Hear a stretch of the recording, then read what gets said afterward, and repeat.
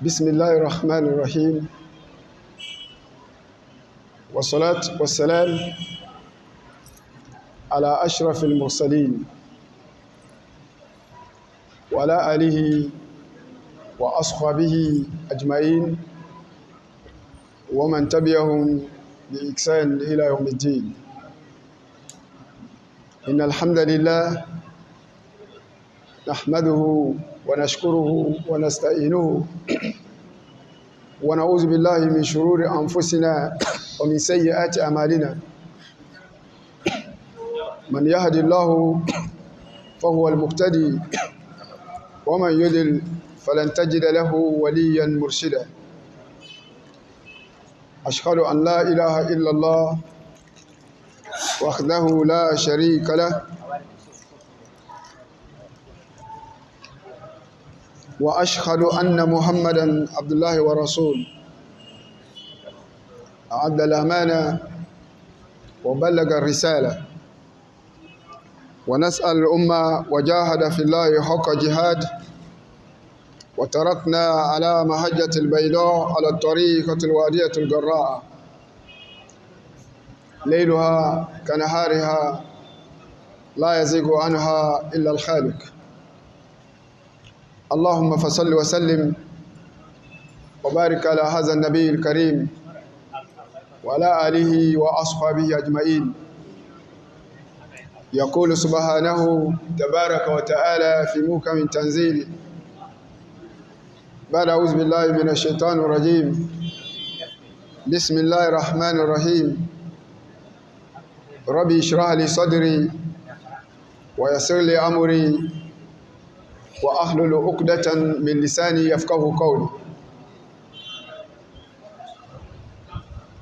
ويقول سبحانه تبارك وتعالى أيضا يا أيها الذين آمنوا اتقوا الله ولتنظر نفس ما قدمت لغد واتقوا الله إن الله خبير بما تعملون. ولا تكونوا كالذين نسوا الله فأنساهم أنفسهم أولئك هم الفاسقون.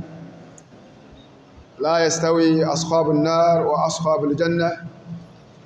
أصحاب الجنة هم الفائزون. لو أنزلنا هذا القرآن على جبل لرأيته خاشعا متصدعا من خشية الله. وتلك الأمثال نضربها للناس لعلهم يتفكرون. أما بعد، السلام عليكم ورحمة الله وbarakatuh. Chers papas qui sont ici présents, chers grands frères, chers amis, encore une fois de plus, nous remercions Allah Tabaraka wa Ta'ala, Seigneur de l'univers, qui nous a encore par sa grâce et sa miséricorde, qui nous a accordé la chance de voir ce jour. Encore une fois de plus, par sa grâce et sa miséricorde, il nous a permis d'être parmi les vivants. Aujourd'hui, c'est notre grand jour en tant que musulmans croyants en Allah. Ce jour de vendredi est un jour solennel, un jour excellent, un jour parfait, un grand jour. Lorsqu'on regarde l'histoire de ce jour vendredi, Allah Azza wa Jal, il a créé notre père Adam, alayhi salat wa salam, le jour de vendredi. Allah Tabaraka wa Ta'ala lui a également fait sortir du paradis ce jour de vendredi. Allah Azza wa Jal, il a encore repris son âme le jour de vendredi. Allah Tabaraka wa Ta'ala, il a décrété la fin du monde se tiendra le jour de vendredi. C'est-à-dire le jour de Yawm al-Qiyamah, ça va se déclencher le jour de vendredi. Allah Tabaraka wa Ta'ala, il a accordé à notre père Nabi Ibrahim alayhi salatu wa salam le jour de vendredi comme son jour du repos, qui lui permettra également de consacrer sa soumission en Allah. Nabi Daoud alayhi salat wassalam, pareil. Nabi Moussa, pareil, alayhi salat wassalam. La majorité de nos prophètes, Allah les a accordés vendredi comme le jour du repos. Le dernier messager qui est le meilleur, prophète Muhammad sallallahu alayhi wa sallam, également Allah lui a accordé vendredi comme son jour du repos. Non, le jour de vendredi, c'est un jour qui a beaucoup de mérites. Il y a un hadith de Rasul sallallahu alayhi wa sallam qui nous fait comprendre certains mérites de ce jour de vendredi. Ce jour de vendredi,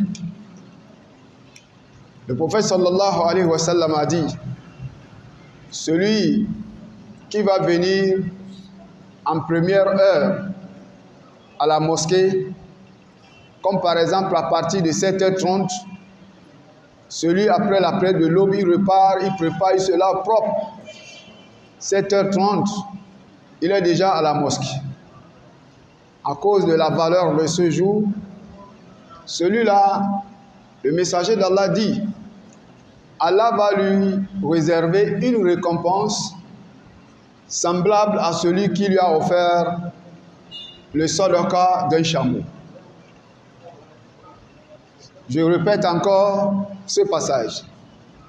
Le jour de vendredi, celui qui va venir très tôt à la mosquée, très tôt, si tu as la possibilité de le faire, bismillah. Si tu viens vite vers 7h, 7h30, ton objectif, ton niya, c'est parce que c'est le jour de Juma.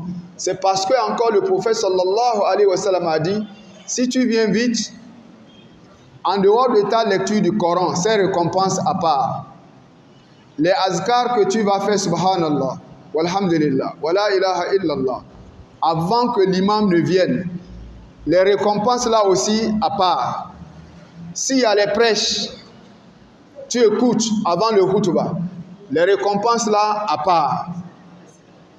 Du fait que tu as marché pas à pas pour venir, les récompenses là aussi à part. Là ici je te parle que du fait que tu viens vite dans les premières heures de cette journée à la mosquée, le messager d'Allah, Muhammad Rasulullah, sallallahu alayhi wa sallam, a dit, tu as une récompense semblable à celui qui a fait le sadaqa à Allah avec quoi? Un chameau.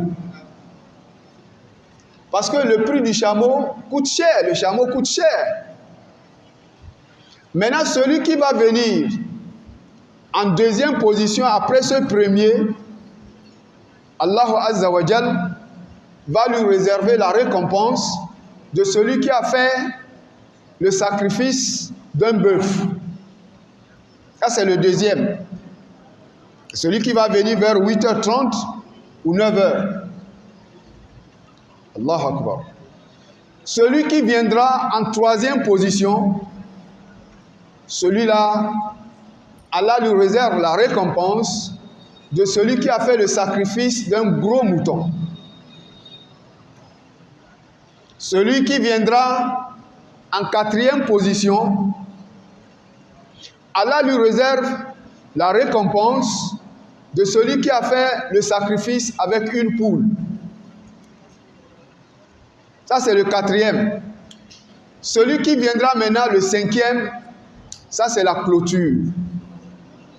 Ça, c'est dernière position. Celui-là, Allah lui réserve la récompense de celui qui a fait le sacrifice avec quoi? Un œuf. Voilà les 5 positions à conquérir, à être conquérant. Le premier aura la récompense de celui qui a fait le sacrifice d'un chameau. Le deuxième qui vient vite, après le premier, sa récompense, c'est comme celui qui a donné le sacrifice d'un bœuf.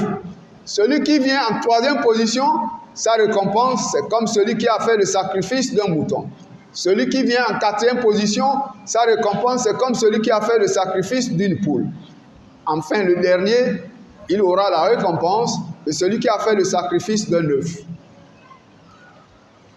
Chers frères, si par exemple, on allait annoncer aux gens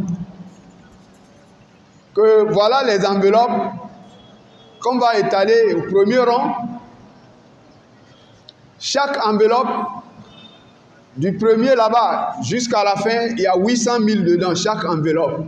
À peu près 150 enveloppes de là-bas jusqu'à la fin. Maintenant, deuxième rang, on met 600 000 dans les enveloppes. 150 aussi enveloppes pour le deuxième rang. Troisième rang, on met 250 000. 150 enveloppes pour la troisième rang. Quatrième rang, on met 10 000, 10 000. Cinquième rang, on met 1500. Pour dire que bon, ça sera partagé vendredi prochain pour ceux qui vont venir vite au premier rang. Chacun trouvera devant lui l'enveloppe de 800 000 dedans, à l'intérieur. Ceux qui vont venir au deuxième rang, 600 000 dans les enveloppes. Ceux qui vont venir au deuxième rang, au troisième, 250 000. Ceux qui vont venir au troisième rang, ils vont trouver 10 000 dans les enveloppes. Azan.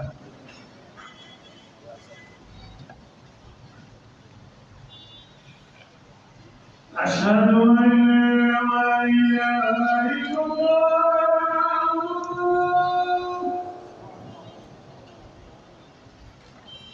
أشهد أن لا إله إلا الله أشهد أن محمدا رسول الله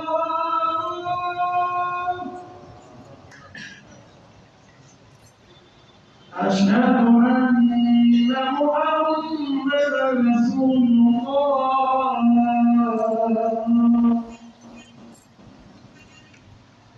حي على الصلاة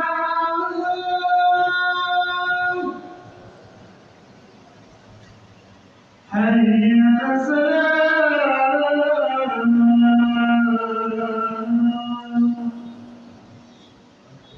حي على الفلاح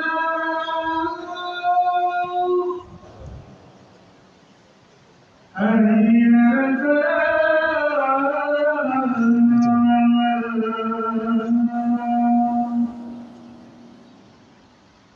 الله أكبر الله أكبر لا إله إلا الله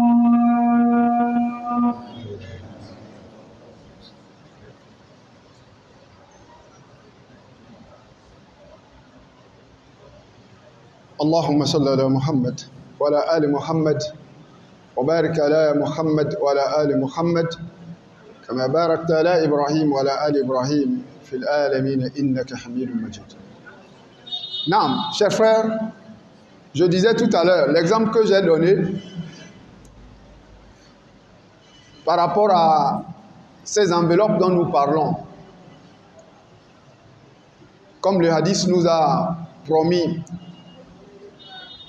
celui qui va venir vite, il aura l'enveloppe, il aura la récompense, comme celui qui a fait le sacrifice d'un chameau. Celui qui vient en deuxième position, sa récompense est semblable à celui qui a fait le sadaqa d'un bœuf. Troisième, comme celui qui a fait le sadaqa d'un mouton. Quatrième, comme une poule. Cinquième, comme l'œuf. Bon, maintenant, nous avons donné l'exemple que si on allait placer l'argent dans les enveloppes, 150 enveloppes au premier rang, et dans chaque enveloppe, il y a 800 000. Deuxième rang, on place 150 enveloppes, il y a 600 000. Troisième rang, il y a 250 000 dans chaque enveloppe. Quatrième rang, 10 000. Cinquième rang, 5 000. Et maintenant, on dit cet argent, on va la ramener vendredi prochain.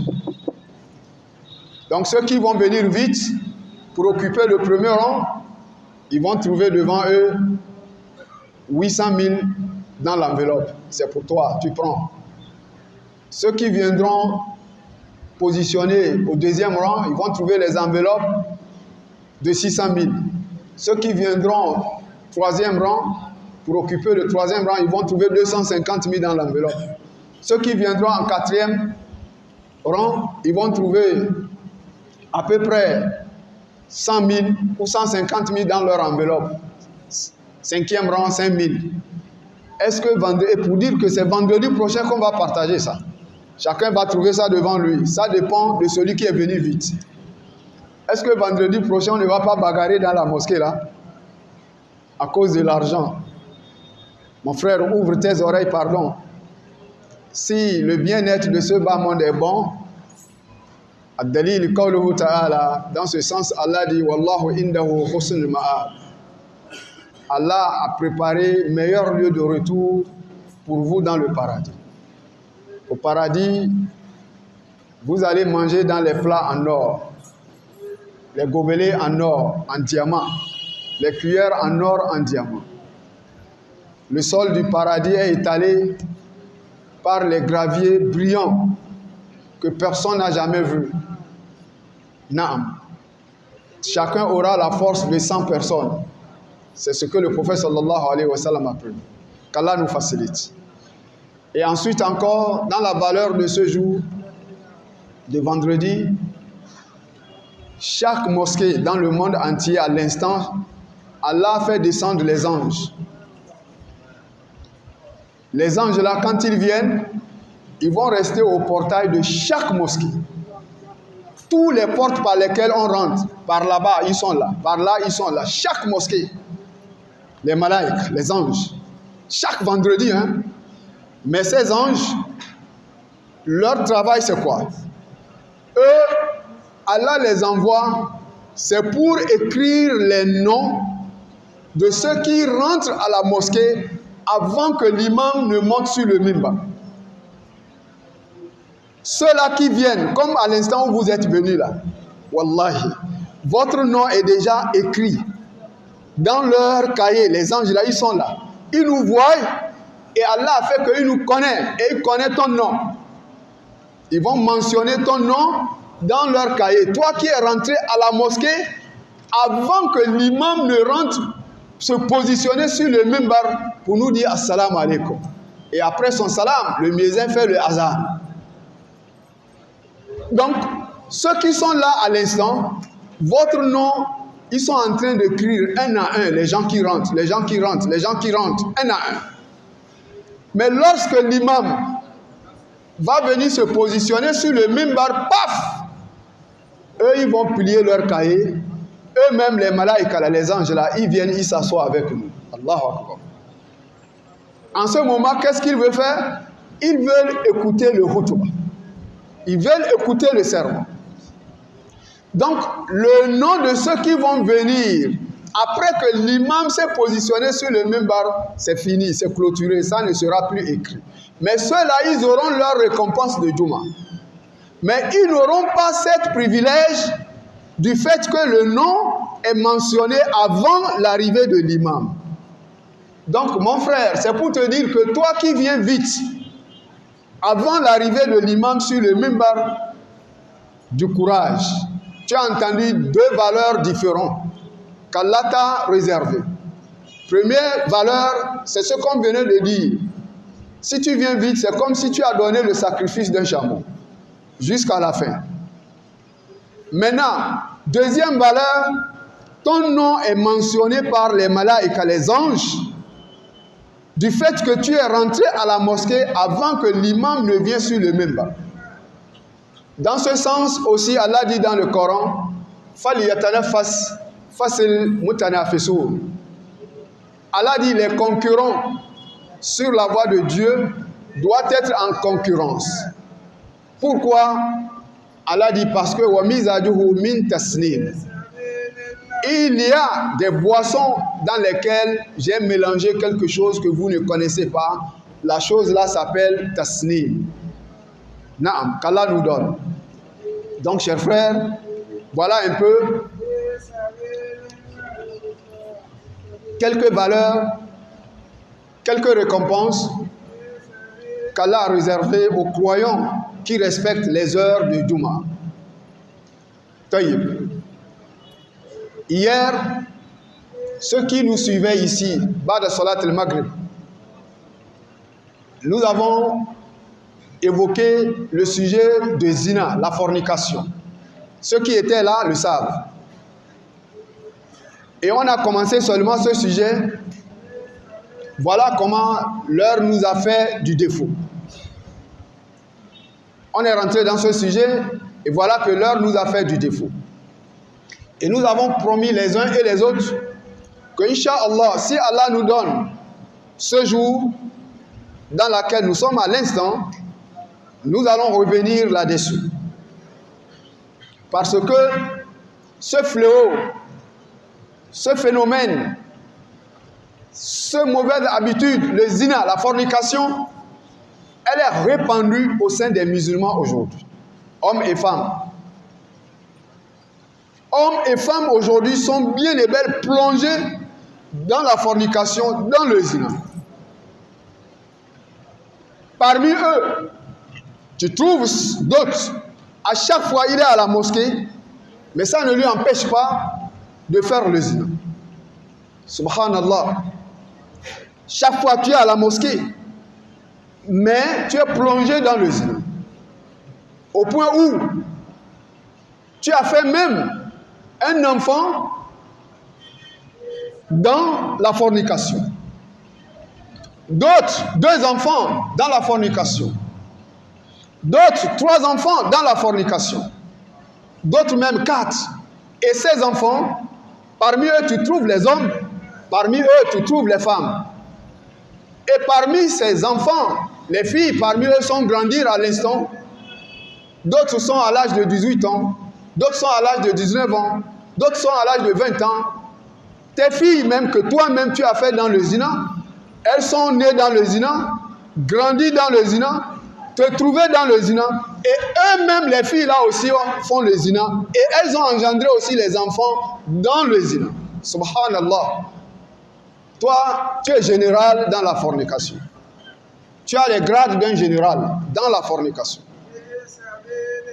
Alors, nous allons, par les hadiths du prophète Mohammed, sallallahu alayhi wa sallam, nous allons entendre les mauvaises conséquences de la fornication.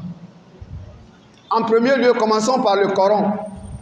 Allah Azza wa Jal, il nous dit dans le Coran, Ba'da a'udhu billahi minash shaitanir rajim, Bismillahir rahmanir rahim, Wala takrabu zina. Ne vous approchez jamais de la fornication. Pourquoi? C'est tout comme si on avait demandé à Allah pourquoi à ne pas s'approcher de la fornication. Et Allah de nous dire Innahu kana fahishatan wa sa'a as-sabil. Ne vous approchez de la fornication parce que la fornication, Innahu kana fahishatan, c'est quelque chose abominable. Wa sa'a as-sabil. Et c'est une mauvaise route.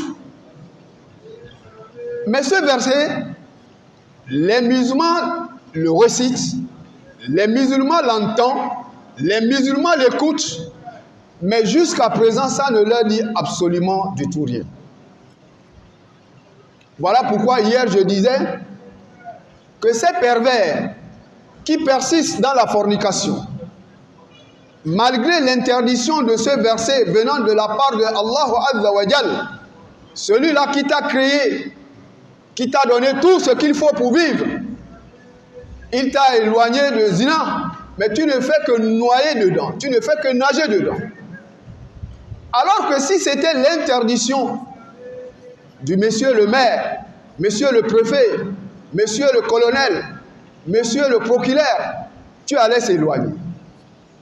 Là où nous sommes tous présents, si jamais on entend à la radio le soir, la radio et la télé annoncé que monsieur le maire de la ville de Pointe-Noire a dit qu'à demain, à partir de 7h30 jusqu'à 14h, on ne veut pas voir aucun magasin ouvert. On ne veut pas voir le marché ouvert.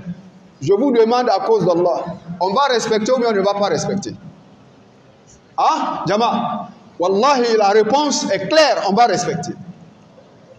Mais si on va respecter cela, pourquoi on ne respecte pas l'ordre de celui qui a créé la terre et les cieux, le soleil, les lunes, le sommeil que tu dors, toi-même en personne, la terre, l'eau que tu bois, ta vue, ta parole, la langue par laquelle tu parles, les mains par lesquelles tu prends les marchandises pour donner au commerce, les pieds par lesquels tu marches. Pourquoi on ne respecte pas l'ordre de ce Seigneur? Bon, dans le cas contraire, les mauvaises conséquences nous attendent. Voici un hadith venant de Muhammad Rasulullah sallallahu alayhi wa sallam par rapport aux conséquences de la fornication. Le messager d'Allah dit, il a dit, Iyakum wa zina, méfiez-vous de la fornication, méfiez-vous de zina. Pourquoi? C'est comme si on avait demandé au messager d'Allah pourquoi se méfier de zina. Et le messager d'Allah nous dit, Iyakum wa zina fa inna fihi arba hisal. La fornication, elle comporte 4 mauvaises conséquences. Celui qui fait le zina, tu seras atteint par les 4 mauvaises conséquences ici-bas. Al-awwal, faqala Rasul sallallahu alayhi wa sallam. Le messager d'Allah dit que al-zina, al-awwal, al-zina yudhibu al-baha an al-wajh. La fornication, la première des choses, ça détruit la beauté du visage. Mon frère, tu es ici à Pointe-Noire, tu changes les filles comme on change les babouches. Tu consommes les femmes comme on consomme l'eau glacée. Naam. Le prophète, sallallahu alayhi wa sallam, Allah nous a prévu dans le Coran que sa parole ne vient pas de lui-même. La yantiku anil hawa in huwa illa wahyun yuha. Il ne vous parle pas de ce qu'il veut, mais il vous parle de notre recommandation. Donc c'est lui qui a dit, si tu persistes dans la fornication yuzhibul baha anil wajh. Al-awwal az-zina yuzhibul baha anil wajh. Ça détruit la beauté du visage. Et Allah lui nous a dit, innahu kana fahishatan wa sa'a sabil. C'est quelque chose de mauvaise et c'est une mauvaise route. Mais tout ça là, tu as jeté à la poubelle, tu suis ta passion, tu suis tes désirs, tu fais comme tu veux. Bon, maintenant on t'explique. Pour mieux comprendre ce hadith, peut-être ça va tomber dans ton cœur, ça va laver le cœur. Naam, ça va te faire peur, ça va te faire éviter le zina. Quand le messager dit, sallallahu alayhi wa sallam, que le zina détruit la beauté du visage, cela veut dire quoi? Comment nous allons comprendre ce hadith? Mets les oreilles. Ça va détruire la beauté de ton visage par comment? Ça va te donner une honte, dont la honte là, cette trace ne s'effacera jamais jusqu'à Yawm al-Qiyamah. Naam, pour celui qui fait le zina. Ça va détruire la beauté de ton visage dans quel sens? Je te donne l'exemple de celui qui persistait dans la fornication. Au point où maintenant, c'est la femme de son ami, de son propre frère, qui sort avec, il dort avec elle, à l'absence du mari, il dort avec la femme de son propre frère, de son propre ami intime. Je te parle dans le sens de l'explication de ce hadith dont le messager d'Allah dit, ça détruit la beauté du visage.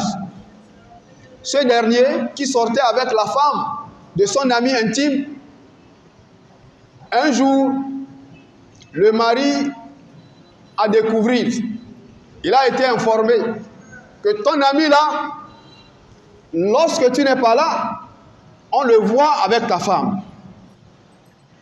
Et dans ta chambre même. C'est pour cela que je vous dis, imaginez quelqu'un qui fait le zina avec la femme de quelqu'un, dans sa chambre. Est-ce que celui-là, il n'a pas arrivé au galon de général? Parce qu'il y a les caporales, dans la fornication. Il y a les capitaines, il y a les colonels, il y a les généraux, il y a les maréchals. Toi, si tu arrives à draguer la femme de ton propre frère du village, ton propre ami intime, tu as les galons d'un général dans la fornication, ça c'est clair. Alors ce dernier, il n'a pas accepté. Mais ceux qui lui ont mis au courant disent, bon maintenant ce qu'on veut de toi, on t'a mis au courant, tu n'es pas d'accord, mais fais les enquêtes. Alors, il prépare un faux voyage. Jusqu'à il a amené le billet de l'avion, le visa de sortie dedans. Parce que ce que je vous parle, c'est passé dans un autre pays. Le pays voisin ici, Gabon. Il a préparé un faux voyage. Jusqu'à la femme est certaine, d'accord, qu'il est parti.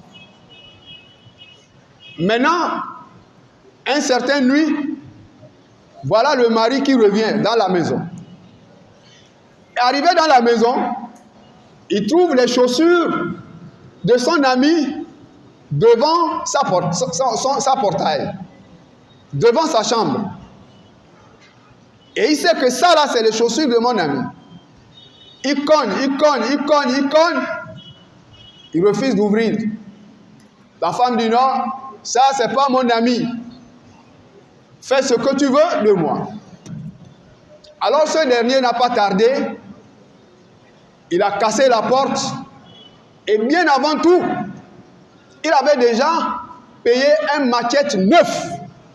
Et dans sa tête, il a visé là où il veut enlever dans le corps de ce dernier. Quelle est la partie du corps qu'il voudrait enlever?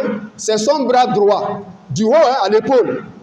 Il voudrait enlever ça carrément pour lui montrer que s'il est couillon, voilà les conséquences des couillons. S'il est quelqu'un qui nage dans la fornication, voilà les conséquences. Et quand il rentre seulement, il trouve cet homme sur sa femme, sur son lit. Mon frère, si tu fais ça ici à Pointe-Noire, fais attention. Parce que c'est une mise en garde venant de qui d'abord? Allah. Allah t'a dit innahu kana fahishatan wa sa'a as-sabil. C'est quelque chose d'abominable et c'est une mauvaise route. Et le prophète sallallahu alayhi wa sallam te dit iyyakum wa zina fa inna fihi arba hisal. Al-awwal al-zina yuzhibu al-baha an al-wajh. En premier lieu, la fornication détruit la beauté du visage. Regarde cet homme, lorsqu'il rentre dans la chambre, il trouve son ami sur sa femme, sur son lit. Il a pris son temps. Il a visé là où son cœur lui a décidé d'enlever sur le corps de son ami à cause de la fornication qu'il fait avec sa femme. Alors, il a damé la machette sur l'épaule et il a coupé l'épaule complètement, il a jeté. Mon frère, qui est à Pointe-Noire, ici présent, quartier Grand Marché, tu vends les marchandises au marché, tu vends les marchandises dans ton magasin. Beaucoup de femmes différentes, les femmes courtes, les femmes longues, les femmes grosses, les femmes minces, les femmes brunes, les femmes noires. Toute qualité de femmes confondues rentrent dans ton magasin et celle qui te plaît, tu dragues parce que tu as l'argent. Bon mon frère, je te mets en garde, tout comme le Coran nous met en garde, tout comme le prophète, meilleur homme, meilleur prophète, Hatim al-Nabiyin wa Imam al-Mursalin nous met en garde que si tu ne laisses pas la fornication, tu auras un visage détruit d'un moment à l'autre, d'un jour à l'autre. Voilà cet homme, à cause de la fornication, il a perdu son bras complet. Bon, maintenant, je t'explique encore, dans les mêmes explications, que est-ce que celui-là, cette honte qu'il a eue, cette honte qui lui a rongé, encerclé, est-ce que cette honte-là sera effacée jusqu'à sa mort? Est-ce que cette honte-là va finir? Est-ce que ce n'est pas une honte pour sa mère? Ce n'est pas une honte pour son père? Ce n'est pas une honte pour son clan? Ce n'est pas une honte pour son ethnie? Ce n'est pas une honte pour sa nationalité? Au point où à l'instant où nous sommes là, plein dans la mosquée, si on allait vous dire, celui dont nous vous parlons, si on allait citer sa nationalité, ça sera difficile pour eux-mêmes de sortir de la mosquée, à cause de la honte. La nationalité, hein, on n'a pas cité, par exemple, comment s'appelle-t-on, son nom lui-même, sa famille, le clan de sa famille, uniquement la nationalité. Si on allait dire que l'homme là, il porte telle nationalité, est-ce que ce n'est pas une honte pour eux? Wallahi, c'est une honte. Et cette honte ne finira jamais. Quelqu'un, il perd son bras complet à cause de la fornication. Donc, mon frère, tu es ici à Pointe-Noire. Il ne faut pas que l'argent te trompe au sujet de la ilaha illallah. Ya ayyuhallazina amanu, la tulhikum amwalukum wala auladukum an zikrillah. Wa man yaf'al dhalik fa ulaika humul hasibun. Allah dit que l'argent que tu as là, il ne faut pas faire en sorte que l'argent te trompe au sujet d'Allah, au sujet de ton Seigneur. Tu prends l'argent, tu fais le désordre, tu appelles les filles, tu les invites, surtout aujourd'hui avec le portable, tu les invites dans les hôtels, les femmes des gens, tu les amènes dans les hôtels. Mon frère, le jour que le mari va te découvrir, que tu sors avec ta femme, tu verras les mauvaises conséquences. Que Dieu nous en préserve. Ce n'est pas encore fini. Parce qu'il faut vous donner, lorsque les versets de Dieu ne nous disent plus rien aujourd'hui, puisque Allah nous a interdit dans le Coran, tout musulman sait que le zina, la fornication est interdite. Mais la majorité le font. Ça veut dire que le Coran ne leur dit rien. L'interdiction d'Allah ne leur dit rien. Si c'était le propriétaire de ta maison que tu loues, il te dit ici, là, je te donne la chambre. Mais ici, il ne faut pas verser l'eau. Ici, il ne faut pas laver les habits. Ici, il ne faut pas que tes enfants jouent par ici. S'ils veulent jouer, c'est par là-bas. Tu vas respecter ou bien tu ne vas pas respecter? Tu vas respecter. Mais comment Allah, qui t'a donné les yeux par lesquels tu vois la femme, les yeux par lesquels tu vois tes marchandises, les yeux par lesquels si tu as la voiture, tu conduis, la main par laquelle tu prends tout ce que tu veux. Mais comment ce Dieu va t'interdire et tu ne veux pas respecter les consignes d'Allah tabaraka wa ta'ala? Tu finiras malheureux. Si tu ne cesses pas le désordre, le zina, la fornication, tu finiras dans le malheur. C'est pas moi qui te dis ça, c'est Allah. Wa man a'rada an zikr fa inna lahu ma'ishatan danka. Allah dit, celui qui s'écarte du rappel de son Seigneur, il subira une vie misérable. Tu subiras une vie misérable ici-bas, ici à Pointe-Noire. Allah dit Yawm al-Qiyamah, après que tu as subi le mal, le danger, le malheur ici-bas, le jour éternel, nous allons te ressusciter parmi les aveugles. C'est alors que ce dernier dira, oh mon Seigneur, lima hashartani a'ma, Seigneur, pourquoi tu m'as ressuscité ici aveugle? Allah lui répondra, ainsi on t'avait amené nos versets, le Coran, tu l'as abandonné, tu l'as oublié, tu l'as négligé, tu faisais ce que tu veux. Ainsi aujourd'hui ici, nous allons t'abandonner, nous allons t'oublier dans l'enfer. Ainsi nous récompensons les pervers. Pourquoi? Parce que quand tu étais vivant, les versets de ton Seigneur, le Coran, tu ne croyais pas. Le châtiment de l'au-delà, elle est dure à supporter. Et elle est durable, infinissable. Qu'Allah nous en préserve. Un autre exemple dans la fornication. Une femme, aujourd'hui les gens ont laissé leurs filles, elles font comme elles veulent. Naam, parce qu'elle fait le lycée, parce qu'elle fait l'université, parce qu'elle est belle, parce qu'elle est née à Pointe-Noire, grandie à Pointe-Noire, elle se croit comme si elle était aux États-Unis. Elles se disent, on est civilisé, on est libre, on fait comme on veut. Le papa connaît, à partir de 21h, sa fille sort de la maison, il connaît, la maman connaît, et elle revient vers 5h, 5h30 du matin à la maison, surtout les samedis soirs, les boîtes de nuit. Les parents connaissent que leur fille sort. Il y a des papas aujourd'hui, qui ont les troupeaux de moutons dans leur maison, au point où ce troupeau de moutons, ils les respectent. C'est-à-dire, ils voient la valeur de ce troupeau plus que ses filles, plus que ses enfants. Comment on peut comprendre ce passage? Mais quand un papa, chaque fois qu'il a les troupeaux, les moutons, les cornus, berniers, gros moutons, masculins, plus de 20, dans sa maison quelque part gardés, tout comme les moutons féminins.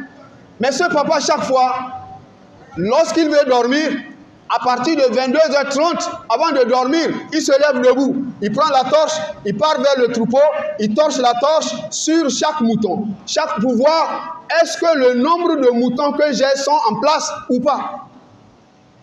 Chaque nuit avant de dormir, il contrôle. Pour voir est-ce que les moutons sont en place ou pas. Mais, chaque nuit, ces filles sortent, les garçons sortent, ils ne contrôlent pas leur sortie. Mais les moutons, ils contrôlent.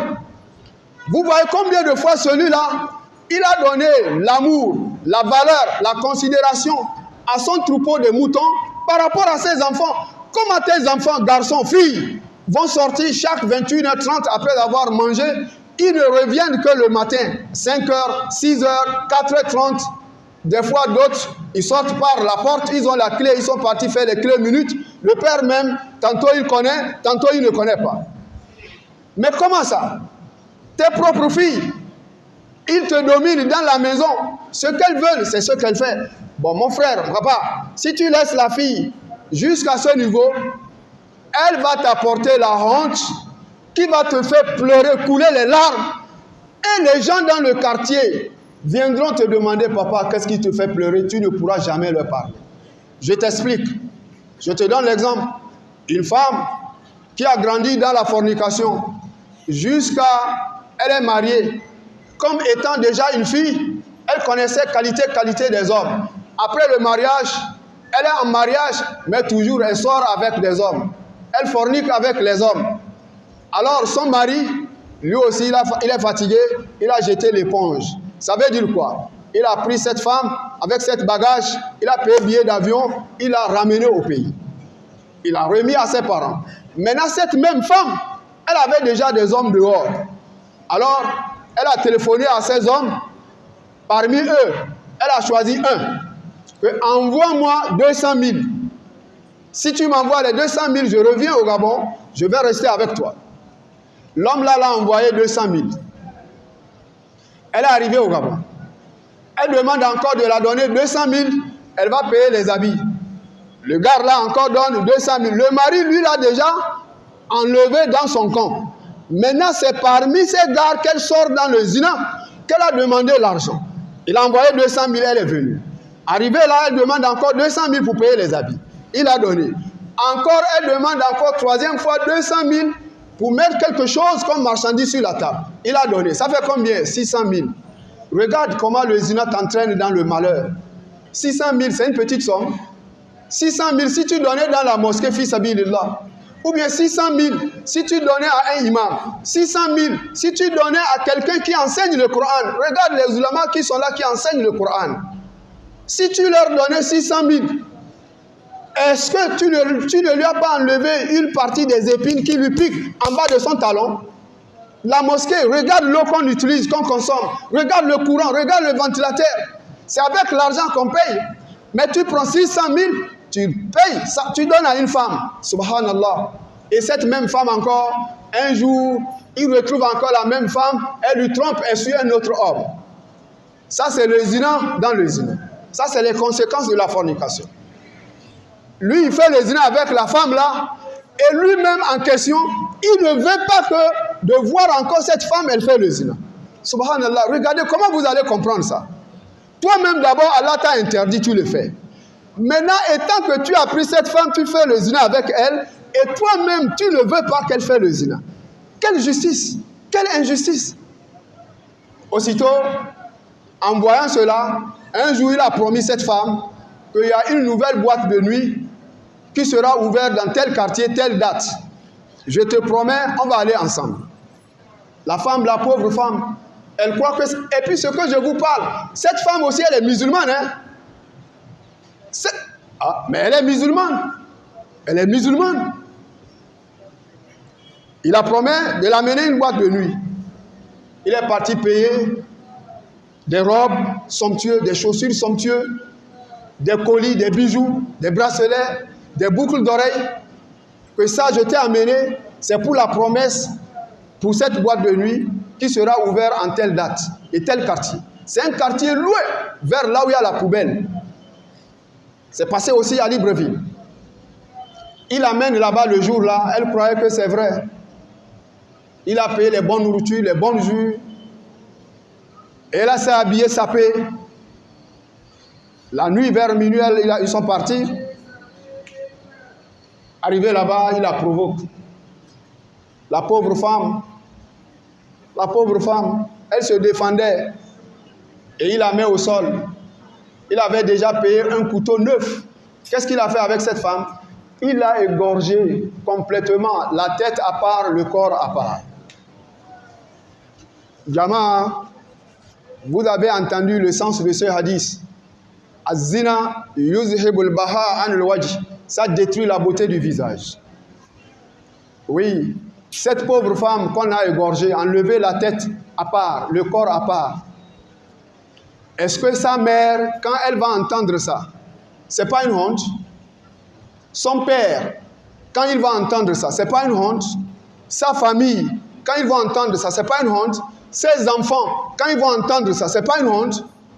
Lorsque ces enfants vont grandir, quand ils vont bagarrer, avoir les problèmes avec leurs amis, et qu'ils vont leur dire que toi, c'est pas toi qu'on a égorgé ta mère parce qu'elle fornique. Toi, le garçon, c'est pas toi qu'on a coupé le bras de ton père parce qu'il a forniqué avec la femme de son ami. Tu n'as pas eu ça, ton père n'a pas eu ça. Est-ce que dans ce cas, ils peuvent encore parler? Donc, mes frères, voilà un peu les conséquences de la fornication, les conséquences dont Mohammed sallallahu alayhi wa sallam, il nous a parlé, il nous a averti de faire très très attention. Il y a une autre femme également, elle a dit à son mari, je pars visiter mes parents. Le mari la donne la liberté. Il est l'heure, 4 minutes. Naam. Elle aussi, le mari l'a donné la liberté, va visiter tes parents. À la fin, elle s'est retrouvée dans l'hôtel avec son gars. Elle aussi, c'est dans l'hôtel qu'elle est morte. C'est dans l'hôtel qu'on est venu retirer son cadavre. Qu'Allah nous en préserve. Dans les conséquences du zina, il y a aussi un homme. Lui aussi, on l'a retrouvé avec la femme de son ami. Qu'est-ce qu'on a fait? Son père est dans la ville. Sa mère est dans la ville. Sa famille est dans la ville. Il est né là-bas, grandi là-bas. Toute sa famille est dans la même ville. Mais quand on lui a retrouvé avec la femme de son ami, on l'a déshabillé nu. Même le slip, on a enlevé. Et on lui a ligoté par derrière. Et on lui a mis devant. Dans la ville, on circule avec lui route par route, route par route. Et on le chicote. Pendant où sa mère est dans la ville, son père dans la ville, sa famille dans la ville, ses enfants dans la ville. Regardez cette honte. Nu. On le chicote. Donc si tu es à Pointe-Noire et que tu dragues les femmes des gens, les femmes de tes propres frères du village, les femmes de tes amis, voilà les conséquences qui t'attendent. Inch'Allah, nous sommes au terme de notre bayan. Il restait encore 3 hadiths différents par rapport au zina, la fornication. Mais il est l'heure. Il est l'heure, nous allons limiter ici. Mon frère, fais attention. Il faut faire un repentissement. Si tu te repens, Allah va te pardonner. Ya ayyuhallazina amanu tubu ila Allahi tawbatan nasuha. Asa rabbukum an yukaffira ankum sayyi'atikum wa yudkhilakum jannatin tajri min tahtiha al-anhar. Yawma la yukhzi Allahu an-nabiyya wallazina amanu ma'ahu نورهم يسعى بين أيديهم وبأيمانهم يقولون ربنا أتم لنا نورنا واغفر لنا ذنوبنا وكفر عنا سيئاتنا وتوفنا مع الأبرار. Jama'a, on fait point ici, qu'Allah nous pardonne, qu'Allah nous donne tous le paradis. 2 minutes encore. En tout cas, dans les 2 minutes, le prophète dit Az-zina wa yaqta'u rizqa. Tu as entendu? Les magasins que tu as là qui te trompent, l'argent que tu as là qui te trompe, au point où chaque fois tu nages dans la fornication, le prophète dit ça détruit la richesse.